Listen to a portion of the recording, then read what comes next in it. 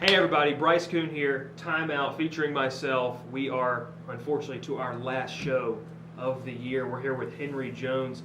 If you hadn't caught all the other episodes, though, we've had some really good episodes. Henry's going to be the last guest, however. Henry, thanks for coming on. Yeah, man. Thanks for having me. So Henry, Berry golf team. Henry's been a part of the men's golf team here for 4 years, and you've had some pretty awesome moments, and I know recently you have as well. But talk to us a little bit about, as we get in here, what has been your experience, and why did you fall in love with golf? Well, I started playing golf when I was a freshman in high school, so kind of got into the game a little late. Played other sports growing up, but then fell in love with the game early on in high school, and started a golf team at my high school, and really just started to play a ton, play in the summers a lot. Would play pretty much every day in the summer. Dusk till dawn, and just keep going, and played a ton with my friends, and fell in love with the competitiveness with the game. You're out there by yourself a lot of times. You're competing against the course, and I'm definitely competitive when it comes to other sports. But in golf, it's all on you, and I really like that about that. There's no one else to blame. It's all on you. You gotta perform. You gotta execute shots, and I really enjoyed that part of the game. And it's just fun. You're outdoors. You're enjoying the beautiful golf courses, and getting to spend time with people. So. And obviously, when this episode comes out, by the time we're recording this, the Masters just wrapped up. You talk about some of the beautiful courses, of the lore around the sport, but also there's the frustrations. I love to play golf. I've played with you before. I've hit a couple of good shots. You hit a great shot. But played, yeah. but it can be a frustrating and a humbling sport. How have you experienced that? It can be very frustrating at times, and it can be also humbling, and kind of remind you why you started in the beginning. Yeah, you mentioned the Masters. It was great to see Tiger, win his 15th major, 5th Masters. It was insane. But it's cool to watch those pros on TV and kind of take after how they react to different shots, and how they don't get as frustrated as some. There are some guys on tour who do, but most of the guys, they keep their composure pretty well, and that's a big reason why they're so good. So learning from them, and learning from just experience and playing tournaments, and learning how to react to bad shots, and I definitely have learned a lot from my coach here at Berry, Coach Fair, and other guys on the team, and how they deal with adversity on the golf course, and it carries over into just everyday life, and how to deal with things that don't go your way in life. I think golf teaches you a lot of good life lessons about things like that, and I've definitely gotten better. I still get a little frustrated. It's a frustrating game. You're just out there, and you can beat yourself up sometimes, and it gets frustrating. But it's also really rewarding in the long run. So. It's one of the few sports. Baseball's kind of like this. Golf is too. When you're playing in a tournament, you can say, okay, you can go to bed that night. Maybe you had the worst day, but the best thing about it, you get to come back another day, and you can make up for that. And that's one of the beauties of golf that you can do. And so, and vice versa as well. You may have a great day, and then you come back and you should just shoot terribly. Yeah. But for you, you talked about Coach Fair and the impact he's had on you. What made the Berry decision real for you? What was you like? This is where I want to keep playing. And at what point in high school you're like, because I know, obviously knowing you and everything, you loved football as well. But when did golf become the main thing for you? Yeah. I decided to keep playing golf and football. I played some other sports, but then really focused on golf and football later on in high school, junior, senior year, and really didn't know which one I wanted to play. But some opportunities came up with golf here at Berry. I met Coach Fair, loved the campus, loved the coach, and knew there's a lot of opportunities here for me. Really didn't think it was a possibility for me to play here. Starting so late, in my life. When I was 15 years old, really didn't think I was maybe good enough yet. But definitely have grown so much as a player.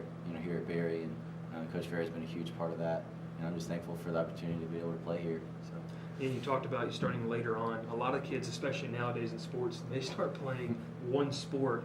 And that's one thing that a lot of athletes will tell kids, play multiple sports. But starting in that specialized sport at the ages of 7, 8 years old, especially travel baseball, but golf, they refer to them as the country club sports. Tennis and golf, kids will, they won't go to school anymore. They'll be homeschooled just to play in these big tournaments and try to get noticed. And I know that's something that is interesting, though, for you, though. You started later on, obviously had a passion for football.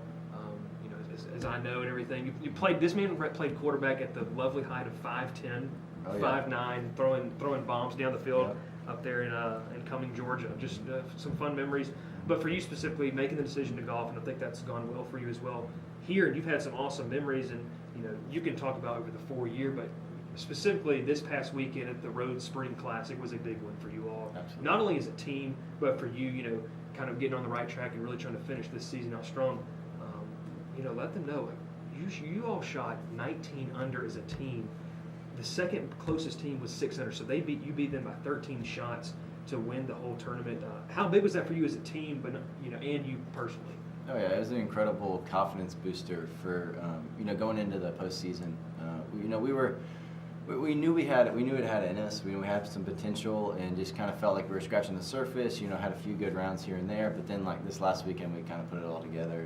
And we had 3 guys inside the top 5. We had a guy Wesley Hessen, get the individual medalist title there. Shooting 10 under, which is incredible, and then Preston DeSantis, another freshman, finishing at 8 under for the 3 rounds. It's incredible, and then for me, finishing T5, shooting my best 5 under for 3 rounds of golf is pretty good stuff. And we were obviously really happy with the experience last weekend, and it was just a blast. We're on a big high from Tiger winning. We're all Tiger fans, and wanted him to win, and I think we were just kind of riding that out during the tournament, and just felt really great, and hit a lot of good shots, did a lot of good, and 19 under is a new Barry record, which is incredible to kind of achieve that milestone, and 12 under in that last round really put a nail in the hammer and just finish that round off and won that tournament. So it was a big tournament. You talked about the momentum going into postseason play, and your team as well. You have a nice mix of some veteran guys. I know you and Peter Trask, kind of the senior guys on this team.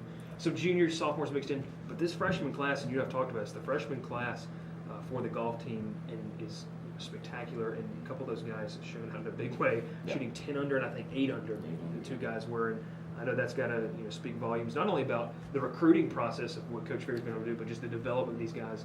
We talked to a lot of people, and we'll ask you as well, what is the transition from a high school level of sports to the college sports? And we talked with Jory Hodap on the girls team, and she said there is a jump. There is a jump just in the level of competition you're playing, the course difficulty, and I'm sure some of those same things. But for you personally, where did you see the jump in difficulty? Yeah, for sure. I mean, the tournaments are bigger. There's more players. Guys are better. Courses are longer. And just I think just the weight of the tournaments are more. It's a college golf tournament now. It's not just junior golf. You're playing for a team. You're not just playing for yourself anymore. So there's different pressures that come into play, and definitely it took a little learning curve to get used to that, and just the pressures of your teammates. It's a good healthy pressure at times. You can't just be out there just hitting shots for just yourself. You want to be thinking about the team and how is this going to help the team. But these freshmen, man, they've really kind of blew that out of the water. They didn't really have any learning curve. They just came firing at the pins and making birdies, and obviously winning tournaments now. It's incredible to see those young guys step up and really just not even think anything of it. They're just out there playing golf, and they're incredible players, and I'm excited for the future of Barry golf. You talk about the future. Coach Ferry's got a nice little group of freshmen that he's going to get to have in the next 4 years. And I'm sure there's going to be some guys coming in after that as well. But let's take a look at you off of the golf course, who you are, knowing you as well as I do. I know you're involved in Young Life here in the Rome area, which is a really big deal. How has that, made an impact on you, and why did you choose to make that decision? You've been through it for 4 years now. Yeah, so this is my 4th year doing Young Life here in Rome, and those are some of my best memories here at Barry. Some of my best friends are Young Life leaders alongside me, and some of the high schoolers I've met, high school guys, are some of my best friends now. One of my high school guys that graduated from Pepperell High School here in Lindale, Georgia, a little south of Rome, goes here now, which is pretty cool, and getting to continue that relationship, and get deeper with him, as our friendship grows. It's been really awesome to see. But Young Life is it's incredible atmosphere, people just loving on you and treating you right, and incredible experiences going to camp, and just really stretching the boundaries of your personality and who you are. I think it really challenges you to step out of your comfort zone, which is huge for me. I love people, but it's hard to step back into in high school as a college student and try to meet high school guys, with the purpose of them meeting Jesus. And it's definitely a tough thing to do, but absolutely rewarding in every way. Whether there's fruit that you see or not, there's definitely a deep reward in that and trusting that the Lord is doing something really good in and through you. And I've just been poured into really well by the community of Young Life here in Rome and other areas as well. Getting involved with other people. We've had multiple people from Rome graduate and then go on Young Life staff, and seeing people just love Young Life so much that they want to do it forever. It's been really cool, and it's just one of my favorite things I've done here at Barry. We also have a Young Life leader on the golf team as well. His name's Wesley. So he's starting up his first year Young Life, which is exciting for him, and I hope he has as good of an experience as I did. Yeah, it's definitely something hearing, the stories. It's been something that's been impactful in your life, and you able to share that with others. That's exciting. It's also a big thing within Rome as well. It seems like every single thing you see, high school kids are excited about coming together, having that community, and then you guys as well. Some of your best friends have been within the Young Life community and the leaders you talked about as well.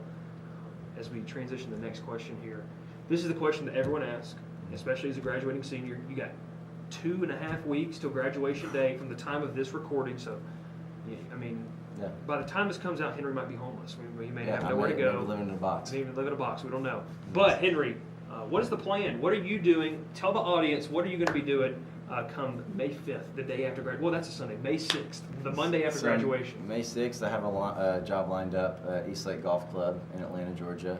I'll be doing golf course maintenance, so I'm looking to get into that side of golf and taking care of the golf course and what goes into setting up courses. And I want to be a superintendent one day, so that would entail setting up pins and cutting greens and things like that, being outside. I love the game of golf and just wanted to continue to be involved in that industry. And I'm really just looking for some experience, and if this is something I want to do for the rest of my life, I think it could be. So we'll see what happens, and I'm excited. And they also have a pretty big tournament there, I've heard.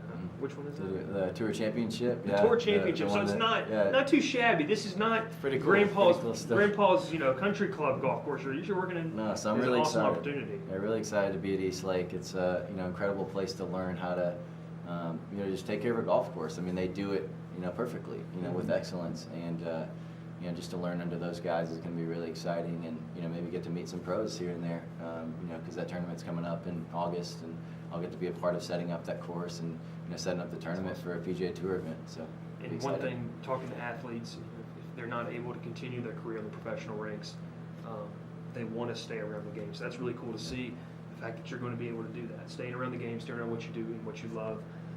But yeah, that's awesome. That's exciting. Graduation's coming up quick though. I'm telling you, it's 2 weeks away from the day we're recording this.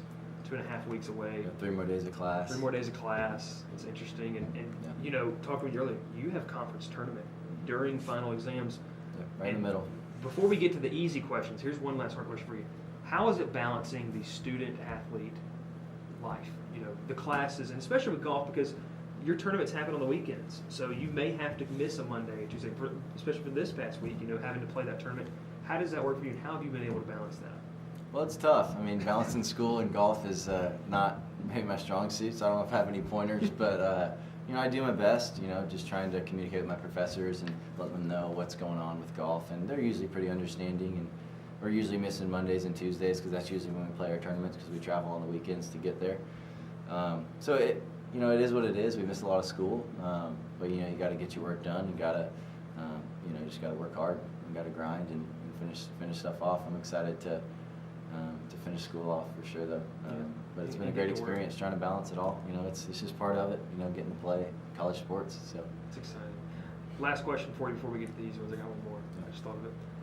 4 years coming up into your college career. What is the best memory that you've had at Barry? It might have been this past weekend, but what was your best memory in a nutshell? Any memory. Any memory from golf. From golf, okay, yes. From golf. It's got to be this last weekend, man. That was something special for sure. Just to see everyone just put everything together in one weekend was awesome, and to see these young guys step up and play extremely well. It just was a whole team effort, and it's exactly what we needed at this time in place. Moving into conference championship, we needed a little boost of confidence, and it was just an incredible time. Obviously, Tiger was part of that. That was very important to us. Playing what you love and then get to watch one of the biggest sporting events, and honestly, seeing Tiger win that. Going away from that question real quick, seeing Tiger win that was possibly a top 5 sports moment? Just everything that went into that moment. Everything that led into that moment of him winning his 5th Masters. That's it's pretty cool to come back. Everything that that entailed. Everything Tiger's been through. Good and bad. It's just what he does on the course is incredible. He's an incredible athlete, incredible player, best of all time in my opinion. But yeah, so that definitely fired us up, and I think that made that weekend even more special than it was. And winning a golf tournament is always fun. So that was definitely my favorite golf memory. So yeah, that's an awesome memory, loaded with the fact that Tiger won the Masters. And one thing too, Jim Nantz, the CBS announcer who was announcing the 18th hole when Tiger hit the putt to win, he's described it as he always thought the biggest moment was when Tiger first won. He gave the hug with his dad, like that was the biggest moment. But he said honestly, this rival when he goes and hugs his kid, and then man, that's a chilling thing, and just everything that went into his redemption story, honestly, and being able to get back to the pinnacle of the golf world, really. But as we head to the easier questions now, okay. Yeah. So you got your hat here, and it's very. I mean, Henry, it doesn't even look like you've ever worn this before. Very clean. Your shoes are clean. I'm going to ask you: do you have any superstitions when you're on the golf course, or what is something that you have to do before you get out there and play? Well, I definitely like to keep my shoes pretty clean. Some guys don't clean their shoes, and it kind of bothers me. But I like to, scrub them down real good and get them nice and clean when I step out there. I want to feel good. You hear that a lot in sports. Feel good, you play good. Yeah, you look exactly. good, you play good. So, I got to make sure everything's looking good. Maybe iron my clothes, whatever that looks like. So I want to look good. So definitely cleaning my shoes. I'll mark my ball that I'm going to use the next day. Sometimes I'll lay out a pair of special socks or something. Something like that, but nothing crazy that I have to have. You don't have to eat like a meal before that's like exactly this. Not exactly. No, I haven't really had that much experience, building those superstitions. But maybe I'll develop some in the future. But yeah, definitely have my shoes clean. So. All right. We ask everyone this question: if you had to be on an island, stranded, what are 3 items that you're taking? We've had some interesting answers. I'll give you a couple while you think about it, and I'll put you on the spot. Jed Woodward of the track and field team said he would bring the Word, the Bible itself, because that's all I needed. Jory said that she knew that she wouldn't survive, so she was going to bring her favorite movie and probably some of her cupcakes, if I'm correct. And you could probably go back and watch the previous episode, and that's not even right, but I know she said something along the lines of that. But for you, what is something that you would bring? 3 things stranded on an island. And can my golf clothes be one thing, or is that if you want to say your golf bag, that's going to be one thing. Okay, I'll bring my golf bag. That's got a lot of stuff in there. That's smart. That'd be fun. I could do a lot with that. If it's an island, I mean, it's a tropical area. It's a tropical island. Beautiful weather. Hopefully. And maybe. But if you're stranded, something bad had to happen for you to get there. So maybe it was bad weather. Maybe some rope. Some rope. Just in case they get in a bind? a rough spot, a bind. Yeah, exactly. And a knife maybe. I don't know, kill something to eat. You gotta eat some food. Yeah, you gotta eat some food at some point. All right. Got my golf clothes. Got some rope. Got a knife. You have recreation. You have rope. I mean, you need to make a little shack. There you go. Maybe I need to pull some coconuts down or something. Yeah, you never know. Who knows, man? Well, look, I appreciate it. Thanks for coming on. Congratulations on the job. I'm excited. It's going to be a lot of fun for you. And good luck in conference. I know this is going to be big, and the potential of continuing on in the Nationals and everything as well. We want to thank you for watching what is the final episode of Timeout. We appreciate all the support, all the views, all the shares on social media. Make sure to follow Viking Fusion on all social media. That's Facebook, Instagram, and Twitter. And make sure to head over to VikingFusion.com for episodes like this and shows more and all different kind of multimedia content. We want to thank you. Signing off for the last time is Bryce Koon. Thanks again, Henry Jones. It's been a fun one.